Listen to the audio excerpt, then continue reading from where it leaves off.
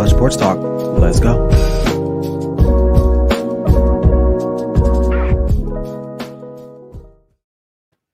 Good morning to you guys. It's me, your boy Ryan Flowers, aka Clutch Sports Talk in the house. Welcome to another edition of Clutch Sports NFL Sunday morning. We got week 12. We're ready to roll, man. I got, as usual, some good stuff to talk about. Got to talk about the Cowboys, man. They are dominating the NFL headlines with that recent loss on Thanksgiving Day to the Las Vegas Raiders. Lots to unpack there. Referees, the performance by some of the Cowboys players, who they're missing. Are they really in trouble? I'll share what I'm thinking about that. Also, AFC NFC playoff picture. It's heating up. The races are getting tighter. Who really is the front runner for each of the conferences? I don't know. Maybe you guys can help me figure that out as well. Also, my Week 12 power ranking. Some things have changed. Some teams have shifted around. One team, I am going to give them an honorable mention, and I'll tell you why. And finally, my clutch picks of the week. Man, I got killed last week Sunday. I'm looking to get back on top here. So without further ado, sit back and relax and enjoy the show. This is Clutch Sports Talk, NFL Sunday with me, Ryan Flowers. Let's go.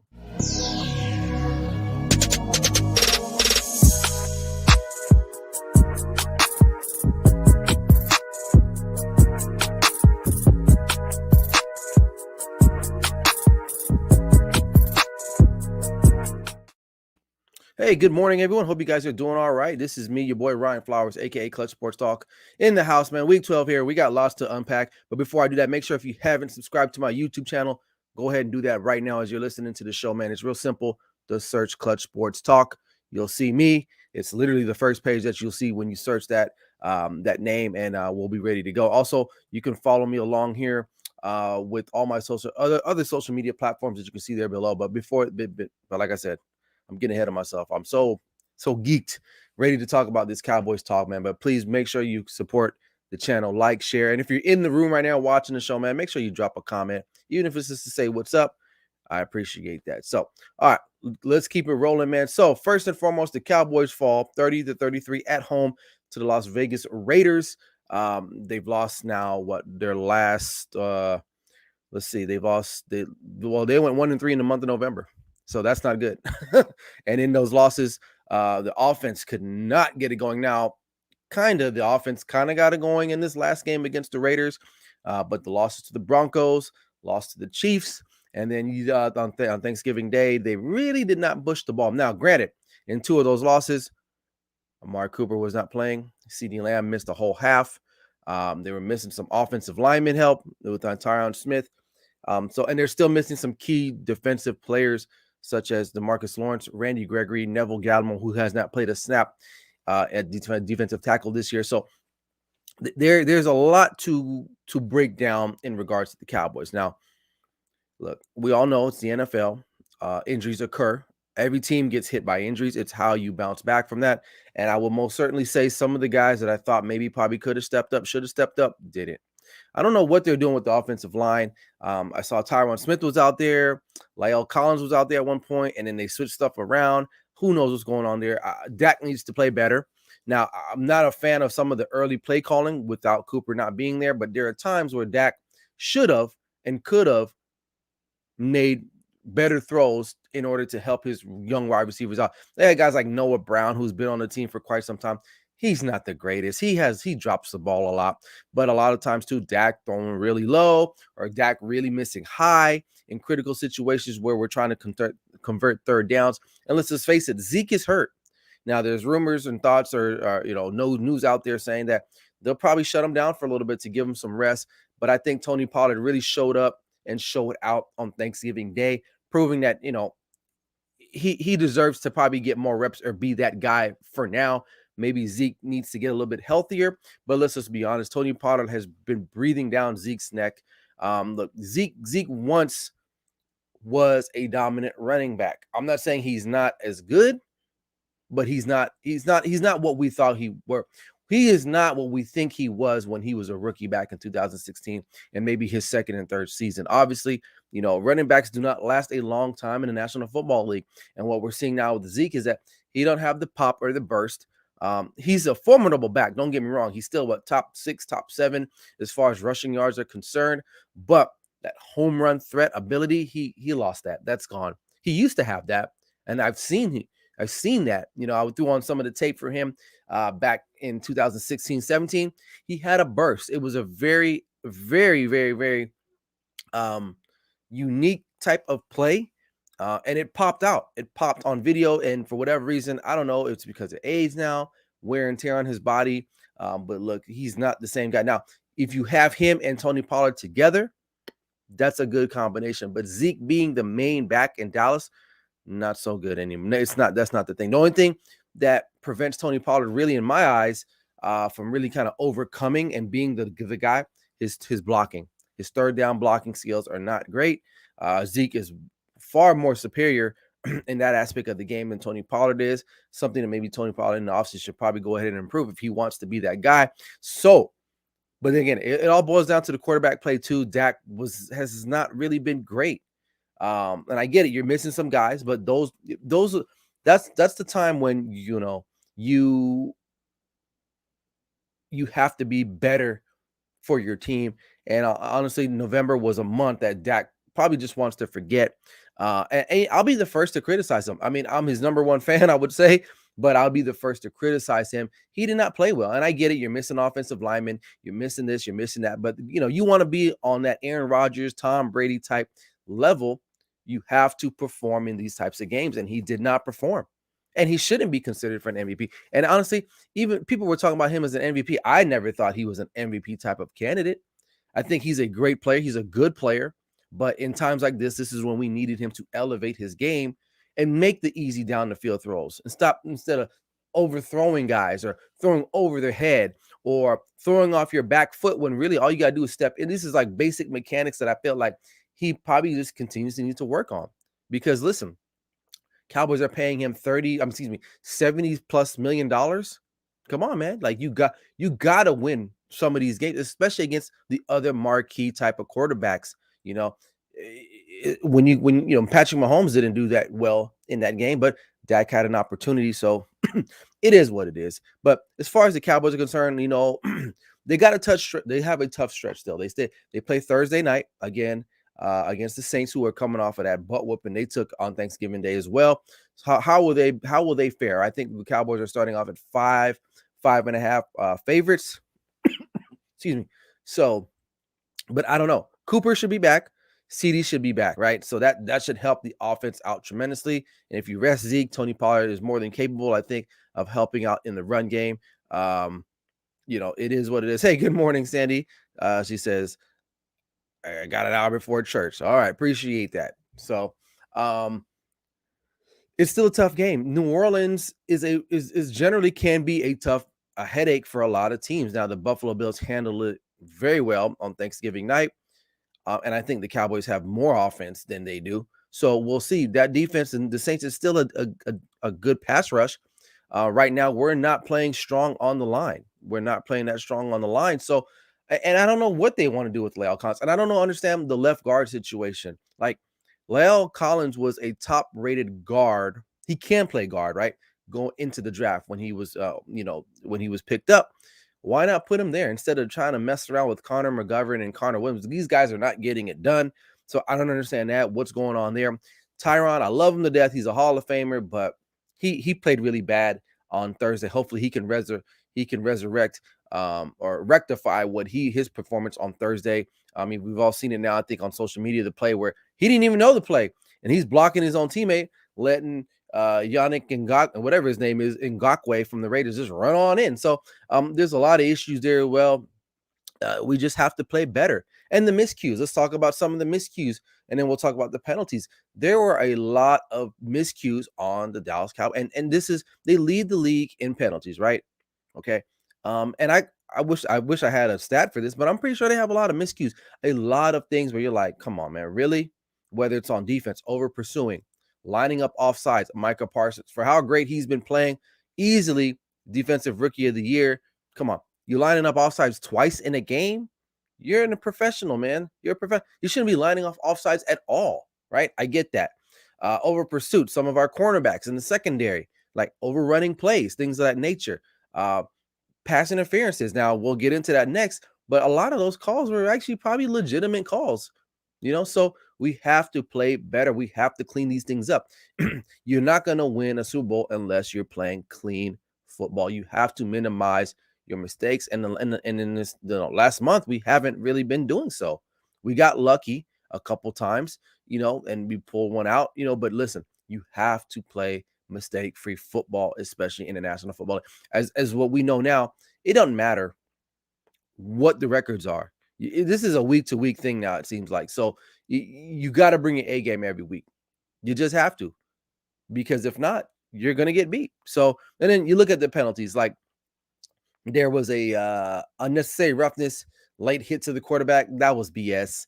I mean, Derek Carr was running up the field. At that point, I feel like he was a runner.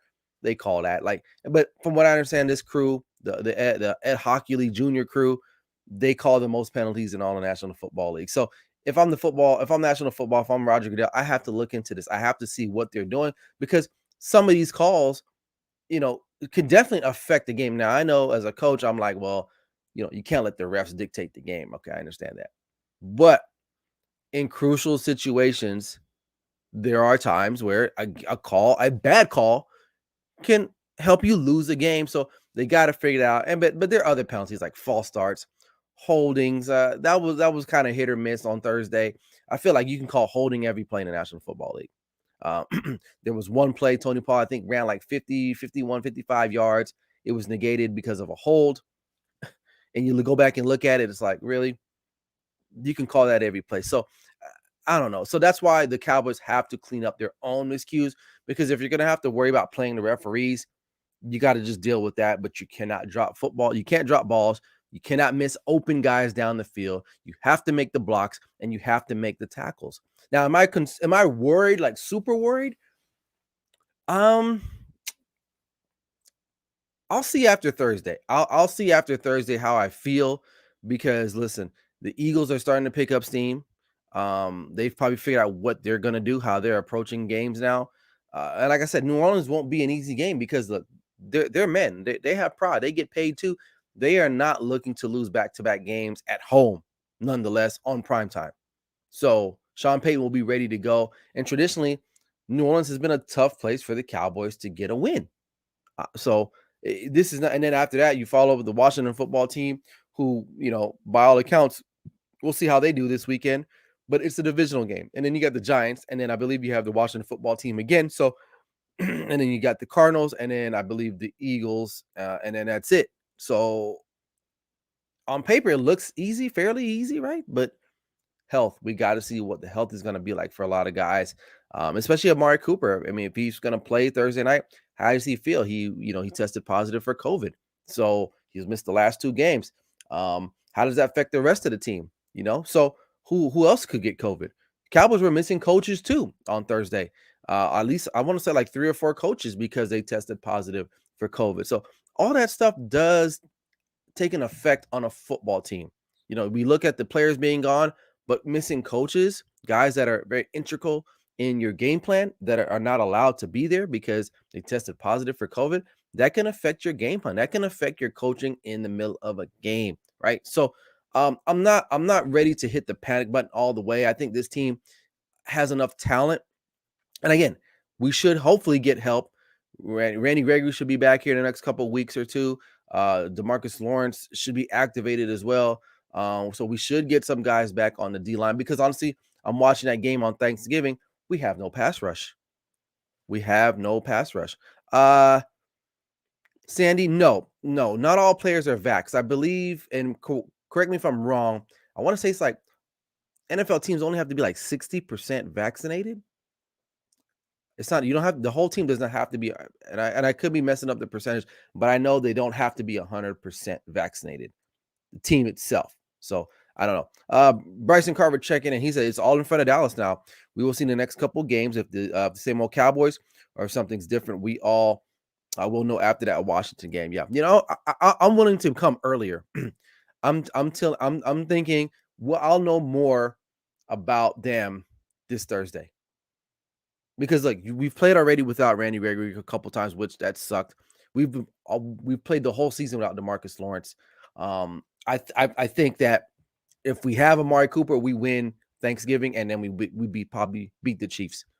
So we get him back in the lineup. If he's good to go, if Dak can just finally just, put together one of those games where I know he's capable of, we should be okay. But I'm not convinced. I'm not ready to just say, they suck. A lot of teams are losing games. Some really good teams are losing back-to-back games as well. So Rams have lost back-to-back games in horrific fashion at home. Tampa Bay lost back-to-back games. So it's happening. It's definitely happening in this year. So you just never know. But the foundation is there for this team. I think there's a good chance that, if they get everybody healthy, man, you don't want to see the Cowboys. You don't. But it starts with the coaching, and it starts with the player personnel movement and who you have in the lineup. And I think the Cowboys should be okay. Now, if they lose Thursday night with Amari Cooper back, CeeDee Lamb back, then there's real cause for concern.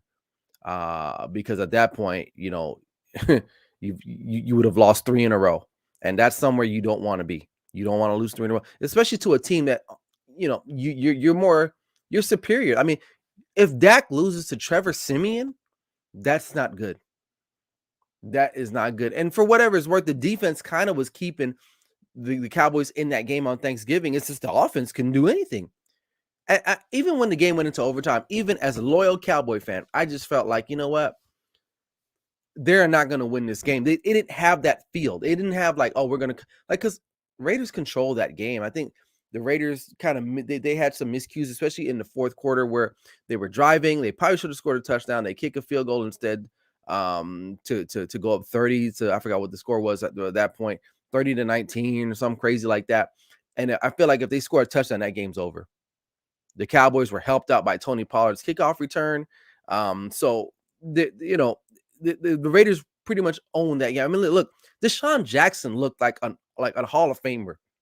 And look, Deshaun Jackson didn't do squat in LA, right? He can still run, right? It is what it is. But Deshaun Jackson is not that elite. And the way he was looking, it was crazy, Yeah, and right. You're right. You're absolutely right, Bryson. Derek Carr has been having a really solid season. For you Raider fans that hate on him, especially when they lose, they always blame him. Derek Carr is a very, very good quarterback. And I've always said that. I've always defended him, right? And Anthony Brown, the true Anthony Brown, for you Cowboys fans, we all know this. We always have to struggle with him. He finally showed up. Now, he's been quiet for the most part. He's got a couple interceptions this year. Hasn't really had that Anthony type Brown game. Well, it showed up Thanksgiving. And I think he got overconfident because when they played the Falcons, he was feeling real good. There's a clip of him talking about, what y'all want from me type. And it's like, well, that's Anthony Brown in a nutshell. I mean, if the Cowboys decide to stay with him, I'm not even talking about this season, for the future. He can't, man. He just can't. He can't be there anymore. But yeah, anyway, that's it. Moving along. Let's take a dive in the AFC NFC playoff picture. So let me get this clip up here. Boom, there we go. So as it stands right now, if the playoffs started today, Tennessee would still have the bye.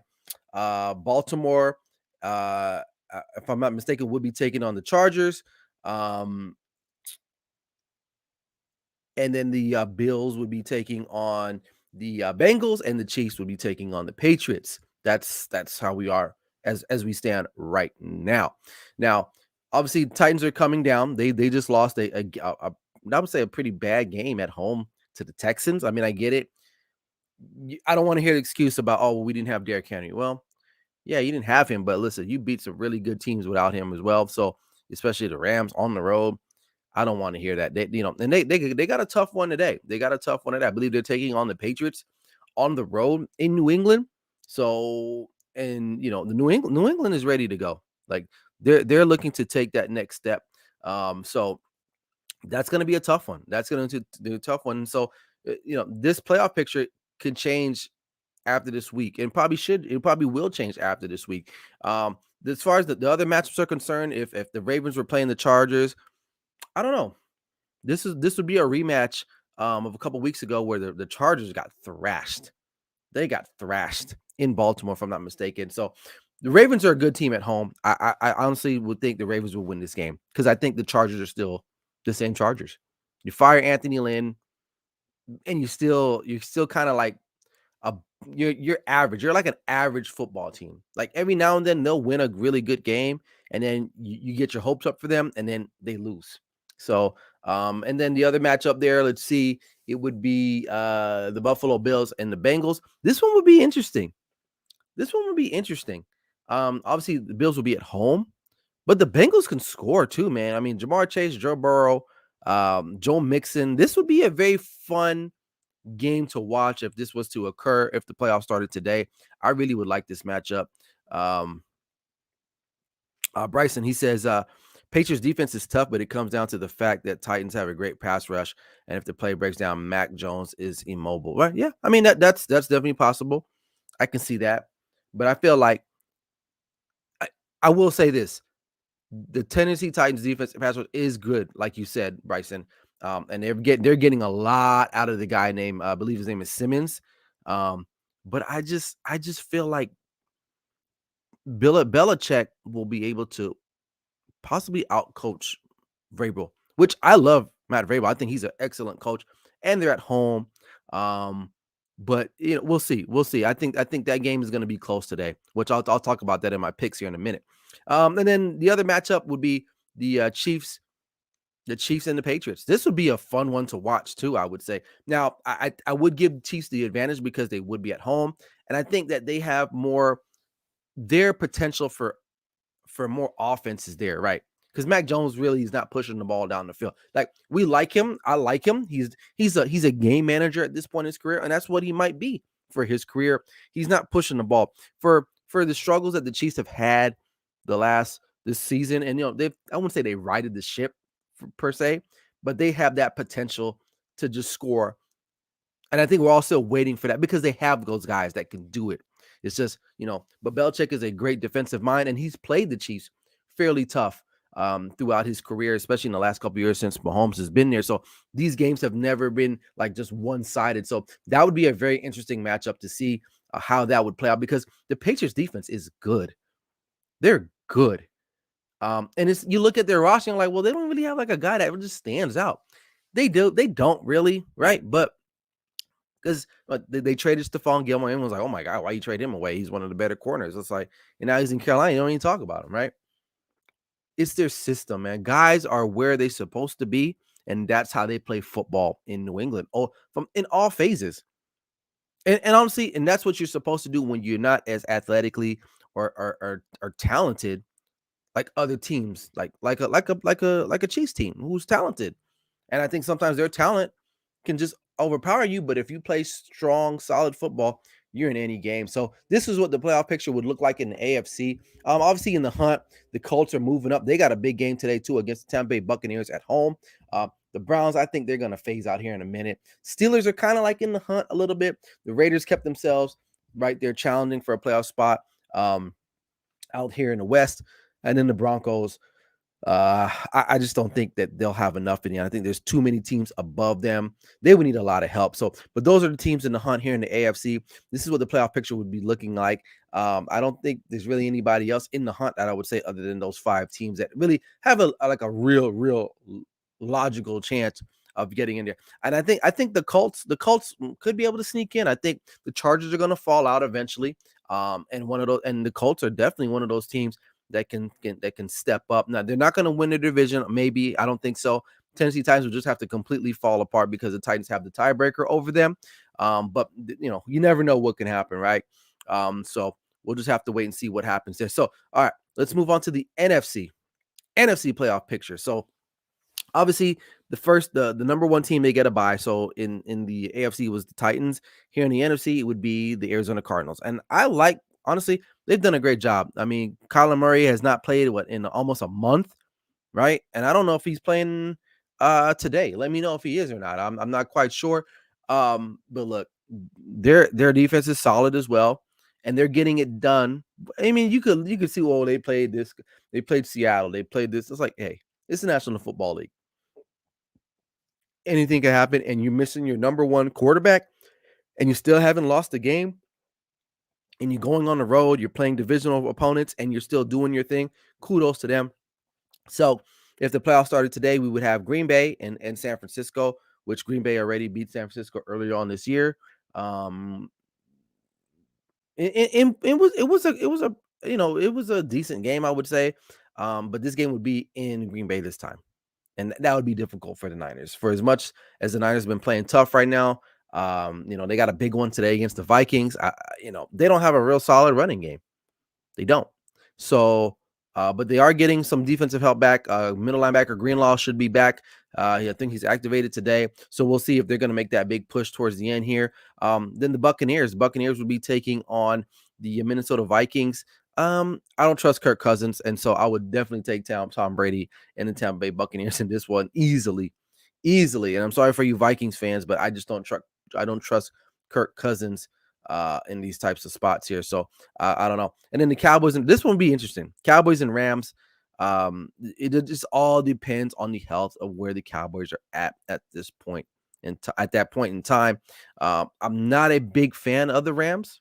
I've never been on that bandwagon this year. They're like trying to be a super team by adding all these guys, and I don't think it's really going to work. They got Von Miller, they added OBJ, but it all starts with Matthew Stafford.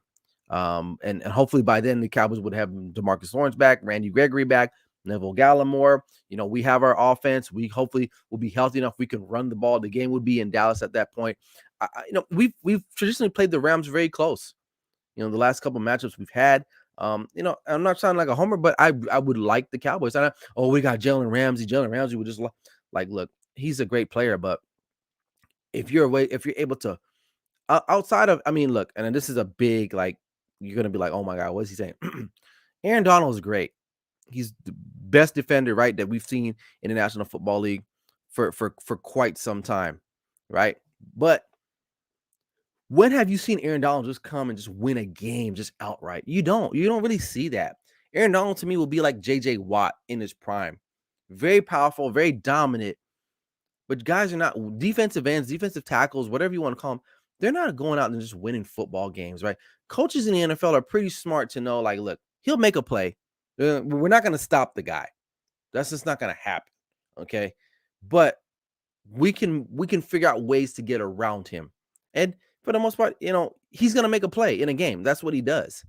But I'd rather have a team that's more balanced, a team that has a quarterback that can make the plays and can those throws. And and this would be a good game, but I slightly would give the edge to the Cowboys because by then I think we'll be fully healthy, ready to go. And we don't know what OBJ is going to be like then. OBJ may never get on the same page in LA with Matthew Stafford. That takes time. It takes time. So we'll see. We'll see how that goes. So, and then obviously you got teams in the hump. The Eagles are steady climbing up the charts there. They should beat the Giants today. They should beat the Giants. I say that, but you never know, right? You got Carolina. Carolina's kind of like, we'll see. They got Cam back in the fold there. They lost at home last week to the Washington football team. Maybe they get back on the right winning track. The Saints are in flux right now. They got a big game, obviously, against the Cowboys this Thursday. That's a must win if they want to stay in the hunt here. Washington football team, I don't think they got enough to make the playoffs, to be honest with you. I'll keep it real there. And then the Falcons, I don't think they have enough either. I think if any team is going to get in there that may have a say, I would probably say Carolina and the Eagles, right? Because the Eagles have figured out how to use Jalen Hurts. You got to run the football with them, right? Carolina has a really good defense. The Saints have a good defense too, but their quarterback play is probably going to be and who are their guys that they're throwing to? Taysom Hill is not even playing anymore like that because he's the backup quarterback. You're paying him $40 million for him to be a backup. They totally messed up that situation. Obviously, they weren't counting on Jameis Winston to be hurt. So, but I don't I don't know what they're gonna do there. So, but this is what the playoff picture for the NFC would look like today if the playoffs started today. So just take one last look at that. And that's that. So, okay. A lot right there. So let's get into the power rankings. I'm gonna get that slide up here. So this one here, listen, let me take off this banner. Some of you are gonna feel like it's controversial. Okay, I get it. Listen, I struggle with this, right? And you see the Colts are honorable mention, and I want to put them in there, but I didn't know who I really needed to take out. Probably could have taken the Rams out of there. Because the last time we saw them, they lost, right? I think last week Sunday. Did they play last week Sunday? If I'm not mistaken, yeah. So, in the Colts have been playing really well. They had a good home win. A road win against the Bills. So they're right there. They are definitely there. Right, Cardinals should be number one. I think again they've rose back up, especially without their starting quarterback in Kyler Murray. Green Bay is still pretty holding solid there. Tampa Bay, they're there. They're there. I think, we talk about them a little bit and their struggles, but I think they're gonna be at the end of the day one of those teams we're gonna be talking about there. Tennessee Titans right there at fourth. I know they're coming off the loss to the Texans, but they're still undefeated against playoff teams.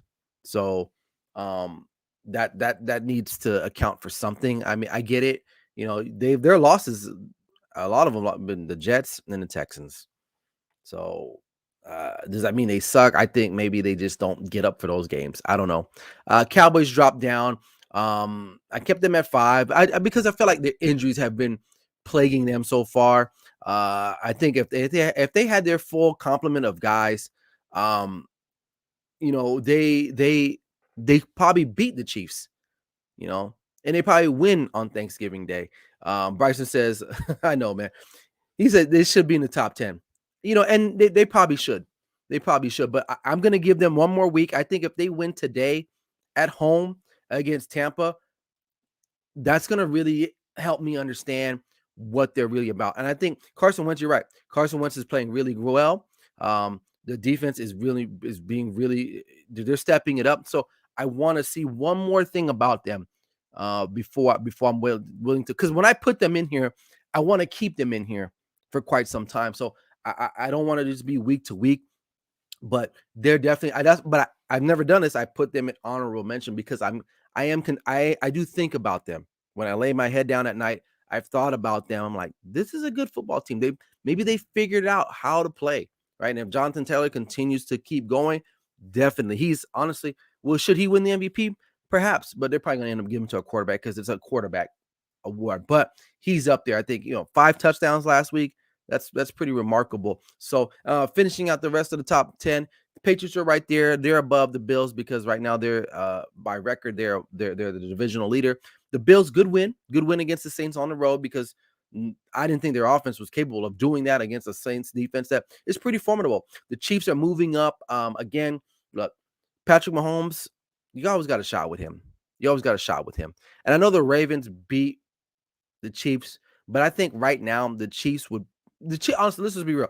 Chiefs probably should have won that game was it Monday night or Sunday night earlier in the season. They probably should have won that game, right? Ravens hanging on there, even though they lost to the Dolphins and the Rams. So honestly, you're probably right. I probably should have put the Colts in there. Now I'm looking at it, but listen, it is what it is.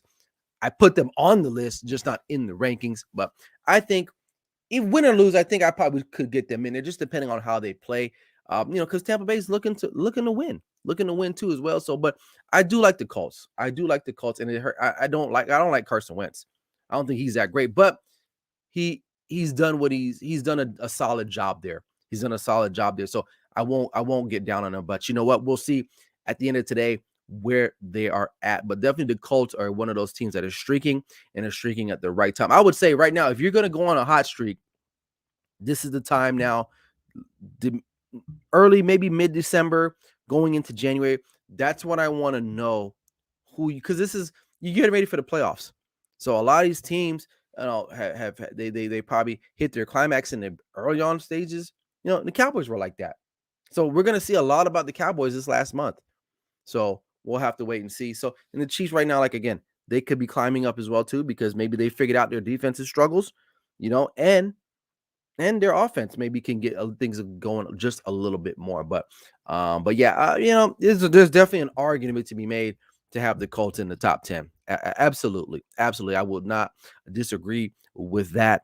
But I just said, you know what? I'm not ready to move the other top 10 teams out of there. So I said, let me put them up there as an honorable mention just to show them some respect because they played really well the last couple weeks here, especially in the month of November. All right. Let me get my last thing up here before we get up out of here. So we're gonna switch over. Listen, my picks have just been terrible. I've struggled. I think I went 1-3 last week. I wasn't even close sometimes some of these. So, but you know what? You can't score if you don't shoot. So I'm gonna continue to keep launching them from half court. I got the Green Bay Packers. Packers are underdogs today. Um, are they not? Are they underdogs? I'm sorry. They're taking on the Rams. And did I read that line right?